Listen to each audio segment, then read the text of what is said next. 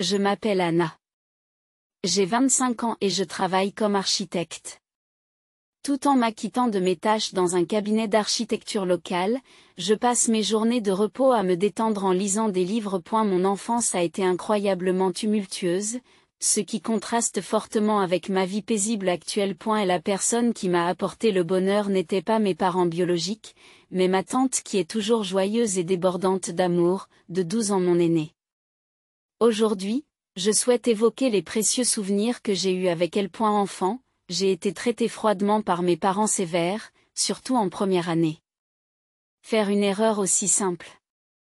Ne penses-tu pas qu'il est embarrassant de ne pas obtenir une note parfaite lors d'un examen de première année, m'ont-ils grondé, et tout ce que j'ai pu dire, c'est que j'étais désolée.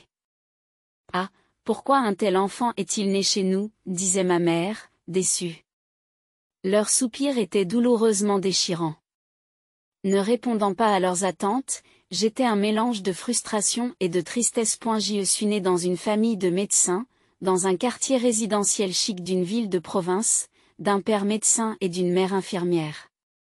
Dès mon plus jeune âge, j'ai été envoyé dans des écoles privées, m'attendant à devenir médecin. Cependant, contrairement aux attentes de ma famille et de mes amis, mes résultats scolaires étaient médiocres et il m'a été difficile d'atteindre les premiers rangs. Dès mon entrée à l'école, je me suis sentie rejetée par mes parents et j'étais constamment irritée par eux. Malgré cela, j'étudiais seule pendant de longues heures à la maison et dans des écoles de bachotage après mon retour à la maison, m'efforçant de gagner l'approbation de mes parents. En revanche, ma sœur Doris, qui avait 1 an de moins que moi, était exceptionnellement douée sur le plan scolaire. Dès le jardin d'enfants, elle apprenait des matières plus avancées que les miennes. Cela signifiait que si nous passions les mêmes tests, elle aurait de meilleurs résultats. Naturellement, mes parents ont été captivés par Doris et lui ont consacré la majeure partie de leur temps et de leurs ressources, ce qui m'a obligée à quitter le bachot avant la 2e année. Le fait d'être abandonnée par mes parents a été un choc, et je me suis plongée dans l'étude solitaire pour tenter de m'améliorer. Malgré ces efforts, mes parents me considéraient non seulement comme une élève médiocre, mais aussi comme une personne morose et recluse. Cependant, le lien entre nous, les sœurs, était fort et Doris m'a toujours adorée. C'était certes rassurant, mais mon dégoût de me sentir inférieure à ma sœur n'a jamais disparu. Lorsque je suis passée en 2e année et que ma sœur Doris est entrée à l'école, le traitement injuste est devenu encore plus sévère. Pendant les vacances, pour élargir son éducation, mes parents emmenaient souvent Doris au théâtre et dans les musées du centre-ville. On m'a dit qu'offrir des perles à des cochons qui n'apprécient pas leur valeur était du gaspillage, et j'ai été forcée de rester seule à la maison jusqu'au dîner. Doris, toujours avec un air coupable, semblait vouloir dire quelque chose à nos parents, mais ne parlait jamais. J'y passais mon temps seule à la maison, pleurant continuellement aux voix joyeuses des autres familles que j'entendais à l'extérieur. Me sentant inintelligente, je croyais que ni mon père ni ma mère ne se souciaient de moi. Pensant que l'amour des parents était tout, je me blâmais continuellement. Un jour, mes parents ont décidé d'emmener Doris seule pour une excursion d'une nuit dans un musée éloigné, pensant probablement qu'ils ne pouvaient pas me laisser seule pendant 2 jours. Le matin de l'excursion, on m'a réveillée à la hâte et on m'a emmenée dans un vieil appartement de la ville voisine. Là, mon père, d'un air mécontent, a sonné à la porte. Et une femme blonde échevelée a ouvert la porte. C'était Carole, la sœur beaucoup plus jeune de mon père et ma tante. Après une brève conversation, mon père retourna à la voiture sans même me jeter un regard. Tenant un grand sac qu'elle laissa derrière elle, une Carole endormie dit, en venant ingérer son menton en direction de la pièce. Je n'avais pas eu beaucoup d'interactions avec Carole, je ne lui avais parlé que quelques fois car nous n'étions pas très proches. Mon père m'avait toujours dit de ne pas m'approcher de Carole, elle vient de la classe inférieure et a à peine terminé le collège. En effet, la première impression de Carole était un peu suspecte avec ses cheveux blonds et son sweatshirt gris. Pourtant, tout en appréhendant d'être laissée à sa garde, je me suis assise sur le mince coussin du salon, me sentant mal à l'aise. J'ai soudain été accueillie par l'odeur réconfortante de la nourriture. Carole est apparue, tenant un plateau avec de la chaudrée de palourdes et des scones. « Tu n'as pas pris de petit déjeuner, n'est-ce pas ?» a-t-elle demandé, ce à quoi j'ai répondu prudemment tout en buvant une gorgée de chaudrée de palourdes. Non, merci. Le riche bouillon s'est lentement répandu dans ma bouche. C'est délicieux. C'est vrai? La chaudrée de palourde est ce qu'il y a de mieux au petit déjeuner, dit Carole en riant. Le sourire chaleureux de Carole et la chaudrée de palourde ont apaisé ma tension. Les 2 jours suivants, Carole a pris grand soin de moi. Les ragoûts et le risotto qu'elle préparait étaient délicieux. Et je mangeais sans aucune réserve. Tout en veillant sur moi, elle me souriait et me demandait si j'en voulais encore, en m'offrant des portions supplémentaires. Des E+, Carole m'a emmené au zoo et a pris un réel plaisir à me faire visiter les lieux, en me faisant remarquer, regarde ce gorille. N'est-il pas cool? Cette journée au zoo a été vraiment agréable. À partir de ce moment-là, chaque fois que ma famille partait en voyage, elle me confiait à ses bons soins. Carole m'accueillait toujours chaleureusement. Petit à petit, j'ai commencé à lui faire confiance et j'étais vraiment attirée par sa personnalité chaleureuse. Carole me disait souvent, j'ai toujours voulu avoir une petite sœur comme toi et me traitait avec beaucoup d'attention. Cependant, alors que mes parents continuaient à me laisser avec elle, ils disaient du mal d'elle. J'ai entendu dire que Carole avait eu des problèmes au collège et qu'elle n'était pas allée au lycée. D'après mon père, elle s'est retrouvée dans un emploi de bas étage et gagnait à peine sa vie. Si tu ne veux pas finir comme elle, ne te relâche pas dans tes études, disait mon père en plaisantant à moitié lorsqu'il était ivre. J'avais toujours cru que les paroles de mon père étaient absolues, mais j'avais du mal à accepter ce qu'il disait de Carole. Elle était douée pour la cuisine et c'était quelqu'un de très bien. Je ne comprenais pas pourquoi on parlait d'elle de façon si négative. Et la différence de traitement entre mes parents et ma sœur s'est accentuée de jour en jour. Lorsque j'étais en 3e année, on ne me donnait que le strict minimum en matière de vêtements et de nourriture, évitant de justesse un signalement au service de protection de l'enfance. Bien que mes parents soient connus comme des notables locaux, les étrangers n'auraient jamais imaginé qu'ils étaient capables d'un tel comportement. Lorsque je me concentrais sur mes études, on me disait, « Tu es une nuisance si tu ne quittes pas la pièce, alors sors » et on me chassait dehors. Que j'étudie ou non, la situation était dure. Je n'avais pas le droit de rentrer chez moi avant la tombée de la nuit, sans amis ou adultes dignes de confiance, je devais passer mon temps à apprendre dans les parcs ou les bibliothèques. Cependant, le week-end, Carole m'accueillait chaleureusement. Carole était la seule à se soucier de ma santé. Un jour, alors que je mangeais l'omelette moelleuse qu'elle avait préparée, Carole m'a soudain fait une proposition. « Anna, aimerais-tu vivre avec moi ?» me demanda-t-elle. Alors que je restais stupéfaite, elle me caressa doucement la tête de sa main froide. Et si tu trouves que la vie à la maison est difficile, pense à moi comme à un parent. Nous mangerons ensemble tous les jours, nous dormirons côte à côte et nous irons même aux eaux de temps en temps, a-t-elle dit. Une proposition aussi rêveuse pouvait-elle être réelle? Le simple fait de l'entendre semblait si réel. Mais tu ne voudrais peut-être pas d'un parent stupide comme moi, dit-elle en riant avec autodérision. Je me suis empressée de dire que ce n'était pas vrai. Sa proposition était incroyablement séduisante. Cependant, je me demandais si je pouvais vraiment souhaiter une telle chose. Carole n'était pas encore mariée. Et je craignais que le fait de vivre avec moi ne soit un fardeau pour eux. Elle est le point des E+, je me demandais si mes parents ne verraient pas cela comme une trahison. Carole, est-ce que je peux vraiment vivre avec toi? Demandai-je à voix basse. Carole a levé le pouce et m'a répondu en souriant. Ce n'est pas grave.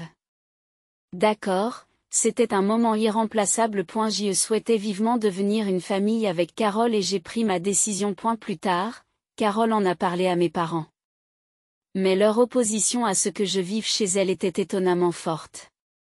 Elle ne semblait pas provenir de l'affection, mais plutôt d'un souci d'apparence sociale. Ils n'aimaient pas l'idée de devoir expliquer à la communauté pourquoi un membre de la famille manquait à l'appel. Après de longues discussions, il a été décidé que je resterais simplement comme locataire chez Carole et qu'il n'y aurait pas d'adoption. Une fois que tout a été réglé, les choses se sont déroulées rapidement. Avec mes affaires de première nécessité et mon sac d'école, j'ai déménagé chez Carole. Le dernier jour à la maison, mes parents m'ont dit froidement. Ne néglige pas tes études. Et si tu deviens une nuisance et que tu nous déranges, nous t'enverrons tout de suite dans une institution. Seules mes sœurs ont semblé sincèrement attristées par mon départ.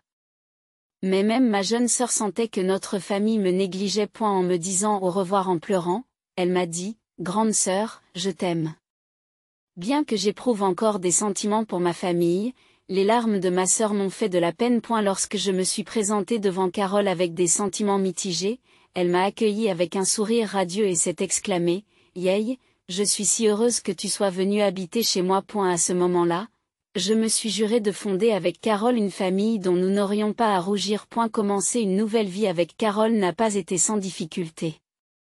Le soutien de mes parents était minime et j'ai dû passer d'une école privée à une école publique. Lorsque j'avais du mal à faire mes devoirs, Carole s'asseyait avec moi et consultait les manuels, faisant de son mieux pour trouver les réponses ensemble. Même lorsque je n'obtenais pas une note parfaite aux examens, elle se réjouissait de mes 90%, disant que 90 points, c'est extraordinaire. Tu es vraiment quelqu'un, Anna. Avec le soutien de Carole, je suis progressivement devenue plus sociable. Je me suis fait des amis avec qui jouer après l'école, j'ai arrêté d'aller dans des écoles de bachotage et j'ai passé moins de temps à étudier. Étrangement, mes notes se sont améliorées même sans beaucoup d'efforts, et j'ai pu conserver les meilleures notes de ma classe. Les douleurs chroniques à l'estomac et la fatigue que je ressentais ont disparu, ce qui a constitué un changement important pour moi. Je pense qu'ils étaient dus au stress causé par la sévérité de mes parents pendant mon enfance. Lorsque j'ai atteint la 6e année, j'avais grandi émotionnellement. L'influence de mes parents commençait à s'estomper et je m'étais libérée de la vision étroite du monde qu'ils avaient créé. En grandissant, ma sœur a commencé à me rendre visite en cachette chez Carole. Elle avait toujours de bons résultats scolaires, ce qui rendait nos parents fiers, mais elle semblait avoir d'autres centres d'intérêt et m'exprimait souvent ses frustrations. Lorsque Carole cuisinait, ma sœur la regardait avec des yeux brillants et l'aidait toujours à ses côtés. 8 années se sont écoulées depuis que j'ai commencé à vivre avec Carole, et je me suis inscrite au département d'architecture d'une université nationale. J'ai choisi cette faculté pour une raison particulière. Comme j'ai reçu une bourse, je n'ai pas eu besoin de demander un soutien financier à mes parents, et je n'ai pas non plus fait peser de fardeau sur Carole. Le jour où j'ai été acceptée dans l'université de mon premier choix, Carole a pleuré de joie et préparé mon plat préféré, la Dresda aux fruits de mer autour d'un verre. Elle a émaillé sa conversation d'anecdotes sur ses propres origines, révélant qu'elle était le fruit de la liaison de sa mère. Si son père a d'abord élevé Carole comme son propre enfant, soucieux de l'image publique, il l'a finalement traitée sans affection. Malgré son désir précoce d'amour parental, Carole est entrée dans une phase de rébellion et s'est presque éloignée de ses parents, qui étaient en fait mes grands-parents paternels. Anna, tu as si bien tourné. Tu n'as pas suivi les mauvais chemins que j'ai empruntés et tu as tellement grandi, a déclaré Carole. C'est parce que tu étais là, Carole. Sans toi, je ne sais pas où je serais, ai-je répondu. Elle a pensé de ce qui aurait pu se passer si Carole n'avait pas proposé de devenir ma famille. Ce jour-là m'a fait frissonner. Carole m'a caressé la tête avec la même affection qu'il y a 8 ans. Un an après le début de ma vie d'étudiante pleine d'espoir. Un jour de printemps a apporté une confrontation inattendue à mon appartement. C'étaient mes parents, les yeux rouges de colère. Toi aussi, tu as trompé Doris ? Crièrent-ils. Qu'est-il arrivé à Doris ? Dans quelle école de médecine va-t-elle ? Je leur ai répondu, ce qui n'a fait qu'accentuer la rougeur de leur visage. Et ne plaisantez pas. Vous devez savoir pour Doris. Doris est partie faire ce qu'elle veut, dit mon père, trop agité pour terminer sa phrase. Je savais ce qui les avait contrariés, alors j'ai réagi de manière appropriée, ai-je répondu. Il semble que Doris se soit inscrite à l'école de cuisine. C'est toi qui l'as poussée à faire ça ? Vous lui avez donné de mauvaises idées. Je n'ai rien fait de tel en réalité. Doris a fait croire à nos parents qu'elle se préparait à l'école de médecine, mais elle aspirait secrètement à étudier la nutrition et a été acceptée dans ce programme. Elle commencera ses études en nutrition, et non en médecine, en avril prochain. Tu penses que tu es au plus bas ? Tu es donc jalouse que ta sœur devienne médecin ? Quelle méchanceté !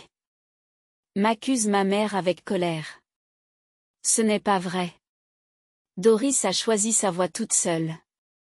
Ne mentez pas. Il est impossible qu'une excellente enfant choisisse de devenir nutritionniste. En fait, Doris n'a pas l'intention de devenir nutritionniste, mais je l'ai gardé pour moi. Maman et papa n'ont jamais vraiment compris Doris. Maman tape du pied avec colère. C'est de ta faute. Ça n'a rien à voir avec Anna. Qu'est-ce qu'il y a? Doris et Carole apparaissent derrière moi. Surpris de voir Doris ici, la colère de mes parents s'intensifie. Puis, ils tournent leur critique vers Carole. Carole, c'est toi qui as fait ça? As-tu entraîné non seulement Anna mais aussi Doris sur la mauvaise voie? Je pense que cela ne te regarde pas. Comme pour protéger Carole de la tentative de mon père de l'attaquer. Doris s'avance. Doris s'avance. Ne blâmez pas Carole. C'est parce que j'ai montré de l'intérêt pour la cuisine qu'elle m'a offert sa cuisine. En effet, au fur et à mesure que Doris se rend chez Carole pour la voir, elle développe un intérêt pour la cuisine et devient progressivement passionnée en aidant à la cuisine. Elle se concentrait uniquement sur ses résultats scolaires. Mes parents ne semblent pas avoir remarqué qu'elle rentrait à la maison en sentant l'huile de sésame. Bien qu'elle ait envisagé de faire une école de cuisine, elle ne pouvait pas quitter la maison sans bourse d'études et a donc choisi la nutrition. Comme moi, Doris a reçu une bourse qui lui a permis de tenir tête à ses parents. Elle souhaite devenir chef cuisinier plus tard. Les lèvres de mon père tremblent de colère. Doris, j'accepte que tu prennes une année sabbatique, alors retire-toi immédiatement de l'université et va dans une école préparatoire. Je refuse catégoriquement. Je refuse catégoriquement. Doris s'oppose fermement à l'emportement unilatéral de mon père. Voyant cela, ma mère a essayé de raisonner Doris avec douceur. Doris, faire un métier comme la nutrition ou la cuisine, que tout le monde peut faire, n'est pas à la hauteur de tes talents. Tout le monde s'attend à ce que tu deviennes médecin. Dans ce cas, maman, tu sais cuisiner? Quoi? Si tout le monde peut le faire, sais-tu comment faire frire parfaitement des crevettes pop-corn ou préparer une sauce béchamel? Eh bien, c'est. Il était clair que ma mère n'était pas douée pour la cuisine. Elle avait toujours compté sur les charcuteries et les repas livrés pour s'en sortir. Doris et moi avons donc été complètement enchantés par la cuisine familiale de Carole. Alors que ma mère ne savait plus où donner de la tête, Doris a ri froidement. C'est vraiment ironique de vivre en comptant sur l'aide des autres pour cuisiner et de mépriser les chefs. A eu lieu de me forcer à devenir médecin. Il vaudrait mieux laisser ma place à quelqu'un qui souhaite vraiment le devenir. Cela contribuerait davantage à aider les autres. Ce n'est qu'une excuse. Maman, papa, vous ne savez pas? En fait, ma sœur est bien plus douée que moi. Qu'est-ce que c'est que ça? Mes parents sont restés bouche bée. Ce n'est pas possible. Savez-vous au moins dans quelle université ma sœur étudie? Mes parents se sont regardés l'un l'autre. Comme je le pensais, vous ne le savez pas. Vous ne savez pas non plus à quel point le département d'architecture de l'université qu'elle fréquente est excellent. Elle a été acceptée dans le programme d'architecture d'une université nationale parce qu'elle est excellente sur le plan académique. Même s'il est exagéré de dire que Doris est plus douée que moi, c'est un fait que je suis devenue une excellente étudiante grâce au soutien de Carole. C'est vrai, maman et papa. Vous ne pouvez pas savoir à quel point j'ai réussi à l'école parce que vous n'avez jamais assisté à aucune de mes réunions parents-professeurs. Sur ce, mes parents ont perdu leur élan et se sont tus. Je les ai regardés d'un œil froid. Ce n'est pas toi qui as réussi à élever Anna, mais Carole. Doris a ri comme si elle avait abandonné. Ce n'est pas possible. C'est impossible. Et ne vous inquiétez pas. Je me suis occupée moi-même de mes études et je suis prête à vivre seule. J'ai déjà déménagé mes affaires. Tu n'as pas remarqué, n'est-ce pas? Tu n'as pas remarqué, n'est-ce pas? Qu'est-ce qu'il y a? Les visages de mes parents, furieux il y a quelques instants, se sont vidés de leur couleur. Carole regardait la scène, l'air complètement lassée. Vous n'avez jamais été intéressé que par les notes. C'est dommage que vos merveilleux enfants n'aient pas été compris pour ce qu'ils sont. Eux, Se sentant humiliés, mes parents ont gémi d'inconfort. Être pris en pitié par Carole, qu'ils avaient autrefois méprisée, devait être l'humiliation suprême. Mais c'était la réalité.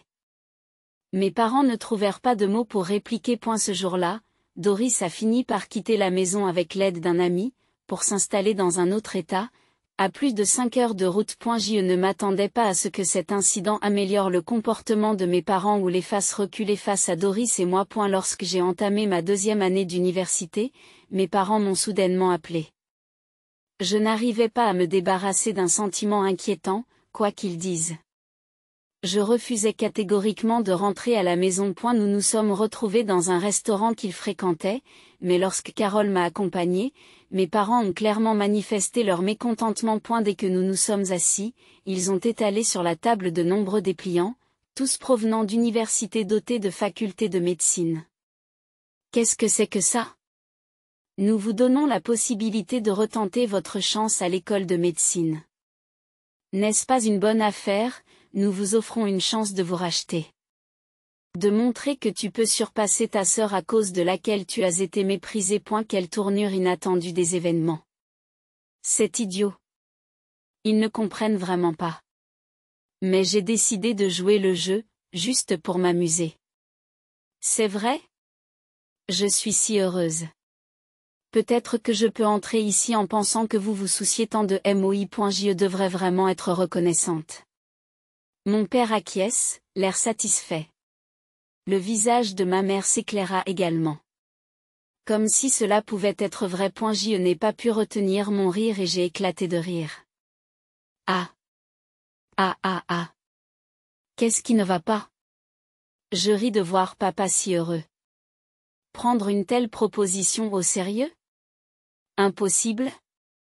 Après tout, j'ai ma propre vie. À un moment où mes parents ont compris que je plaisantais. Leurs visages ont rapidement viré au rouge. Ils sont aussi prompts à la colère qu'ils sont loin d'avoir le calibre intellectuel d'un médecin. Doris ne m'a jamais regardé de haut.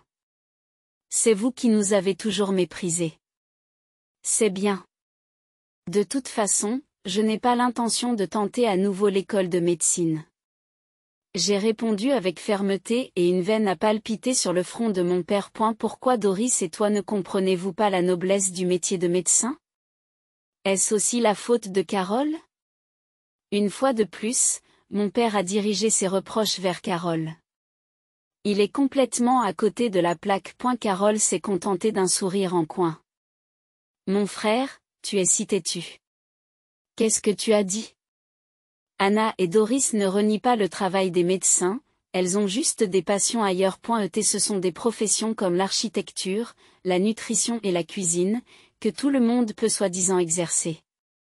Même si ce sont des métiers que tout le monde peut faire, c'est très bien. Qu'est-ce qu'il y a? Surpris par cette voix soudaine, mon père se retourne pour voir 2 hommes musclés et en bonne santé qui se tiennent là. Qui êtes-vous? C'est le moment ou jamais. Vous venez d'insulter un architecte et son fils. Ils ont l'air surpris. À ce moment-là, Carole se lève et rapproche doucement de son bras le jeune homme qui se trouve à côté d'elle. C'est mon mari. C'est un honneur de vous rencontrer, beau-frère. Je suis Alexander Davis. Carole m'a beaucoup parlé de vous. Oui, en effet. Le mari de Carole sourit, montrant ses dents blanches. En fait, Carole a commencé à sortir avec Monsieur Davis il y a 5 ans, et ils se sont officiellement mariés quand j'ai eu 20 ans. Malgré mes assurances, ils étaient assez têtus et affectueux pour attendre que je sois adulte pour se marier. C'est ainsi que je me suis rapprochée de la belle famille de Carole et que j'ai commencé à m'intéresser à l'architecture. Lorsque Carole a soudainement annoncé son mariage et que son mari a pris la parole. Mes parents ont été pris au dépourvu et n'ont pas su quoi dire. Ensuite, le beau-père de Carole s'est avancé avec un sourire et a commencé à parler. Enchanté, Dr Barnes. Je m'appelle Davis et je dirige une entreprise d'architecture dans la région. Je crois savoir qu'Anna a entendu parler de mon travail par Carole et qu'elle s'y intéresse. Vous êtes vraiment une personne merveilleuse et perspicace. Oui. J'ai l'intention de prendre bientôt ma retraite et j'aimerais qu'Anna rejoigne notre entreprise en tant qu'architecte et qu'elle apprenne les ficelles du métier pour pouvoir continuer à travailler à l'avenir. Comment osez-vous décider d'une telle chose tout seul? Alors qu'ils élevaient la voix, Davis ouvrit grand les yeux et les fixa. Même si vous l'appelez présomptueux, le fait que vous n'ayez montré aucun intérêt pour Anna jusqu'à présent est indéniable. Essayer de manipuler Anna après que sa sœur ait quitté la maison est tout à fait répréhensible, ne pensez-vous pas, c'est impoli. Pensez-vous que les gens de l'extérieur nous connaissent bien? C'est vrai. Mais encore une fois, les relations humaines sont principalement liées aux interactions avec les autres. Qu'est-ce qu'il y a? Davis regarda autour de lui. Mes parents regardèrent également autour d'eux et virent leurs visages perdre de leur couleur. Les autres clients du restaurant les regardaient avec des yeux froids. Le fait d'élever la voix attire inévitablement l'attention. Tout le monde est déçu. Nous n'aurions jamais pensé que le docteur Barnes, que nous respectons depuis si longtemps, puisse mépriser les autres de la sorte. Ce n'est pas vrai. Alors que mon père tremblait, son plat préféré a été servi. Le chef du restaurant l'a apporté. Docteur Barnes, je suis désolé. Il doit être difficile pour vous de manger des plats préparés par des travailleurs ordinaires. Vous n'avez plus à le supporter. Malheureusement. Cela marque la fin de nos relations avec vous. Je communiquerai la même chose aux autres restaurants. Attendez, ce n'est pas ce que je voulais dire. Nous pensons qu'il n'est pas approprié que des personnes qui peuvent être remplacées utilisent votre clinique, nous ne nous y rendrons donc plus. J'en informerai également mes connaissances. Qu'est-ce qu'il y a? Quoi? Dans le restaurant, tous les regards sont tournés vers mes parents. Incapables de résister à la pression, ils ont quitté le restaurant en toute hâte, laissant derrière eux leur nourriture et leurs brochures. Depuis cet incident, mes parents n'ont plus fait pression sur moi pour que je poursuive des études de médecine. Au bout d'un certain temps, ils m'ont approché en me suppliant de dissiper les malentendus. Il semble que l'incident survenu au restaurant ait entraîné une baisse significative du nombre de patients. L'hôpital a été créé il y a longtemps et comptait de nombreux patients âgés réguliers qui se confondaient avec la clientèle d'un restaurant tout aussi ancien. Grâce au bouche à oreille entre les personnes âgées du quartier, la réputation de l'hôpital s'est répandue, les médecins y sont les pires et ne tiennent pas compte de leurs patients. Les médecins de ce nouvel hôpital étaient non seulement compétents, mais aussi aimables, et aucun patient n'est revenu à l'hôpital que dirige mon père. En peu de temps, la gestion s'est détériorée, le stress a augmenté et mon père s'est emporté contre le personnel, ce qui a conduit les infirmières et les employés administratifs à démissionner les uns après les autres. Cela a alimenté les rumeurs selon lesquelles l'hôpital avait un problème d'éthique avec ses médecins, ce qui a entraîné une diminution constante du personnel et des patients. Le fonctionnement de l'hôpital était devenu un fardeau financier.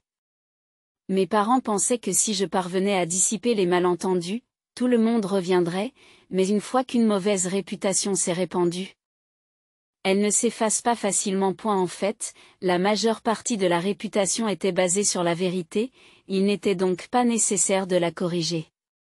Cependant, certaines histoires exagérées existaient également. Par exemple, on raconte que mon père s'est levé dans un restaurant pour crier à l'incompétence du chef et lui demander de s'excuser.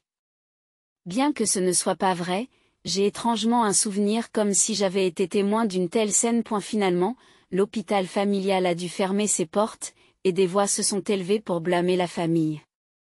Incapables de supporter l'humiliation, mes parents ont vendu notre fière maison familiale et ont commencé à vivre reclus à la campagne. 5 années se sont écoulées et j'ai réussi à construire ma carrière d'architecte, en travaillant pour le cabinet d'architecture dirigé par Carole et les lois. Bien qu'il me reste encore du chemin à parcourir par rapport aux meilleurs designers, je travaille assidûment chaque jour pour réaliser mon rêve. Ce rêve, c'est de concevoir le restaurant tenu par Doris et Carole. De plus, Doris et moi espérons ouvrir cet endroit une fois par semaine aux enfants du quartier. Tout comme Carole nous a sauvés, nous voulons rendre l'appareil aux enfants. C'est un souhait profond et un vœu de toute une vie pour nous, les sœurs. Soutenues par Carole et les collègues qui partagent ce rêve, je mène chaque jour une vie épanouie.